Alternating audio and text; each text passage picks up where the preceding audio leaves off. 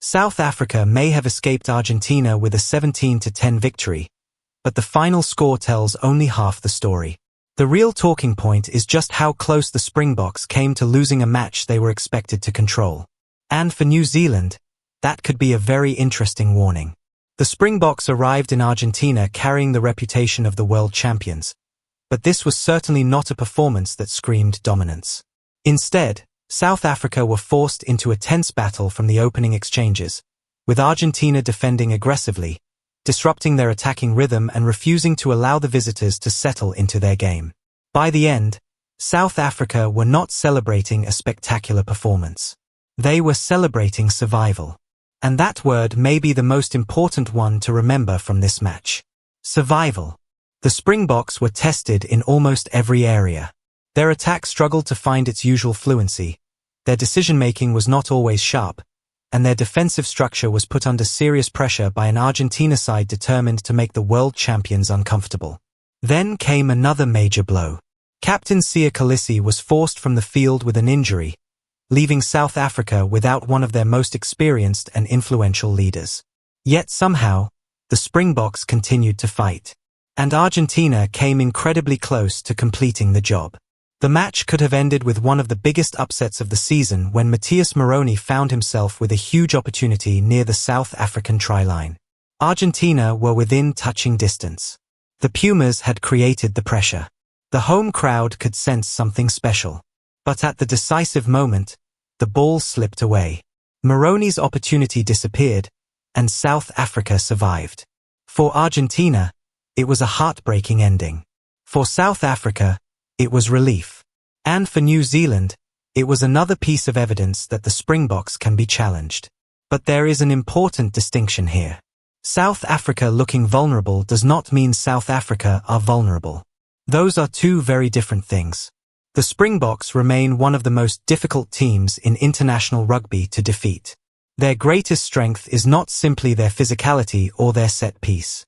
It is their ability to remain competitive when everything is going against them. That was exactly what happened in Argentina. They were not at their best. They were under pressure. They lost their captain. Several players were returning after long periods away from Test rugby. And yet they still found a way to win.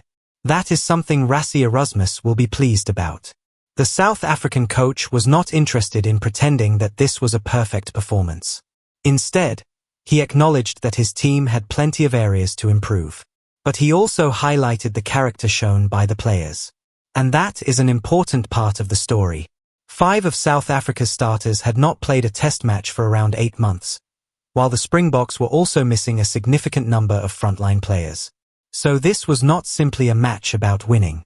It was also about preparation. It was about giving players valuable minutes. It was about testing squad depth. And it was about discovering who could handle pressure when the game became uncomfortable.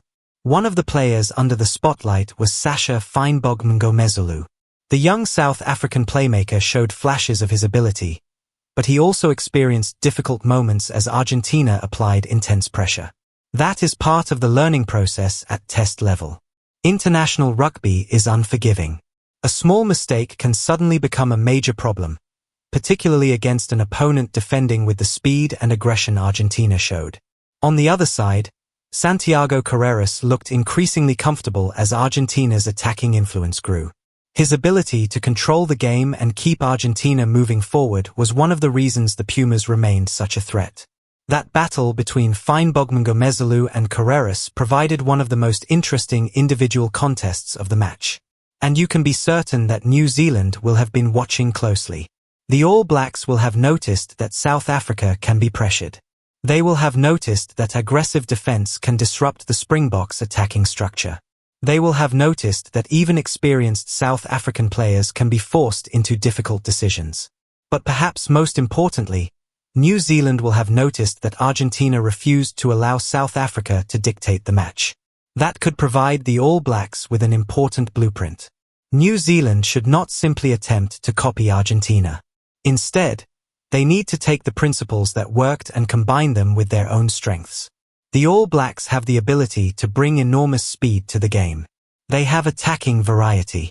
They have players capable of moving the ball quickly.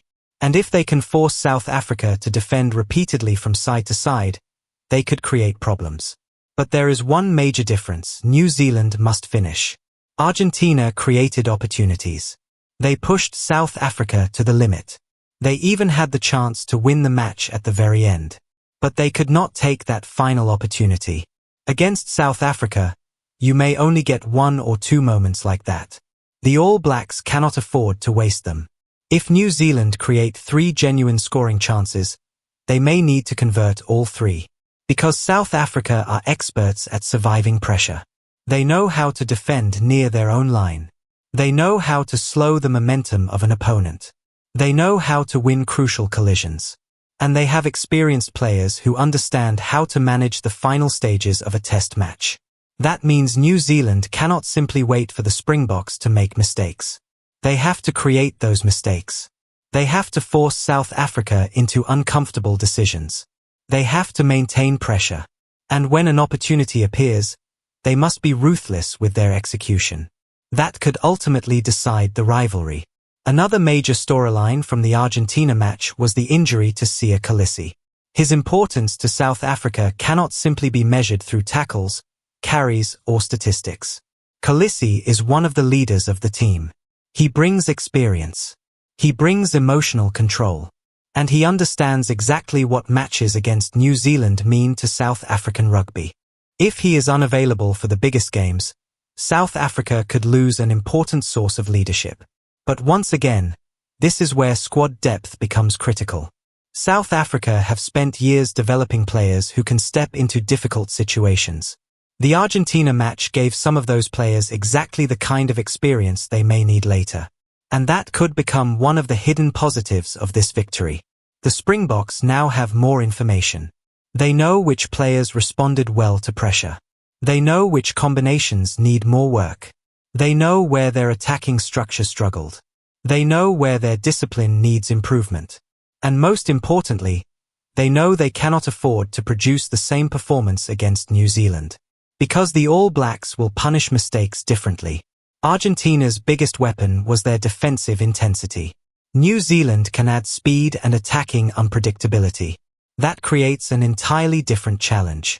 If South Africa allow the All Blacks to gain momentum and move the ball quickly, they could find themselves defending for long periods. And that is exactly what the Springboks will want to avoid. South Africa want control. They want to manage territory. They want to dictate the physical battle. They want opponents to play from difficult positions. And when they establish momentum, they become extremely difficult to stop. So New Zealand's challenge is to control the rhythm. They need to make South Africa defend. They need to move the Springboks around the field. They need to keep the attack unpredictable. And they need to avoid getting dragged into a match where South Africa control every important moment. That is easier said than done. The Springboks have built their success around exactly these situations. They know how to turn pressure into territory. They know how to turn territory into penalties. And they know how to turn penalties into scoreboard pressure. That is why discipline will be absolutely critical for New Zealand. One unnecessary penalty can change the momentum. One poor kick can hand South Africa valuable territory. One missed tackle can open the door. And one careless mistake can become the turning point of the entire test. The Argentina match proved that South Africa are not unbeatable. But it also proved that they do not need to play brilliant rugby to win. And perhaps that is the most frightening part. A team that dominates from beginning to end is obviously dangerous. But a team that struggles, gets pushed to the limit, loses its captain and still walks away with the victory can be even more difficult to defeat. Because those are the matches that build confidence. South Africa will leave Argentina knowing they have plenty of work to do. But they will also leave knowing that they survived a difficult examination. That gives them momentum. For New Zealand, the message should therefore be very simple. Do not panic. Do not fear South Africa. But do not underestimate them. The All Blacks should study everything Argentina did well. Study the defensive pressure. Study the speed off the line. Study the way they challenged South Africa's playmakers. Study the way they disrupted the Springboks' attacking rhythm. Then take those lessons and execute them at an even higher level. Because competing with South Africa is one thing. Beating them is another. Argentina competed. Argentina pushed the world champions to the edge. Argentina created a genuine chance to win. But South Africa found a way out. Now New Zealand will get their opportunity. And when these two rugby giants meet, there may be no escape. No lucky break. No second opportunity. No room for hesitation. Every scrum could matter. Every breakdown could matter. Every kick could matter. Every attacking possession could matter. And every mistake could be punished. That is what makes the rivalry between the All Blacks and Springboks so special. There is history. There is pressure. There is pride. And there is always the feeling that one moment could decide everything.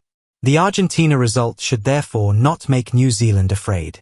It should make them hungry. Because the Springboks have shown that they can be challenged. Now the All Blacks have to prove that they can finish the job.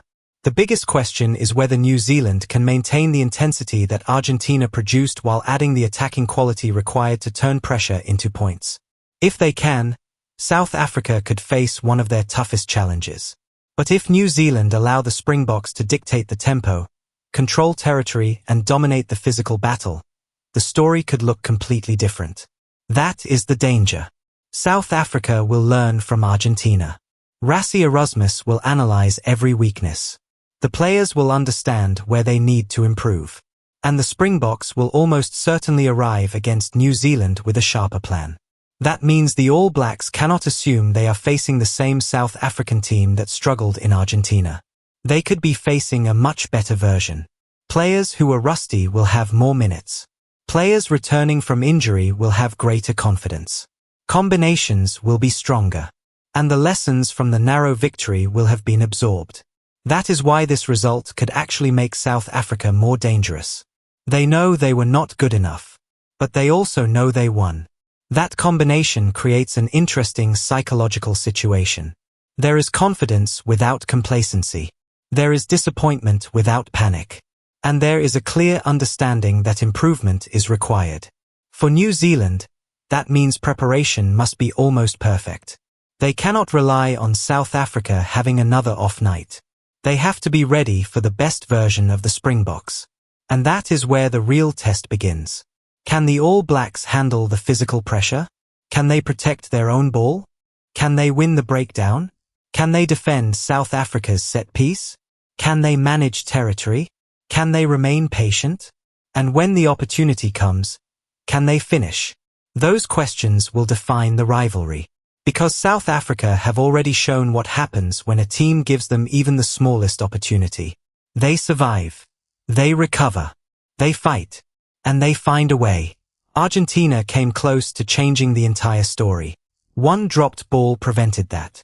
New Zealand will not want their fate to depend on something like that. They will want to take control of the decisive moments themselves.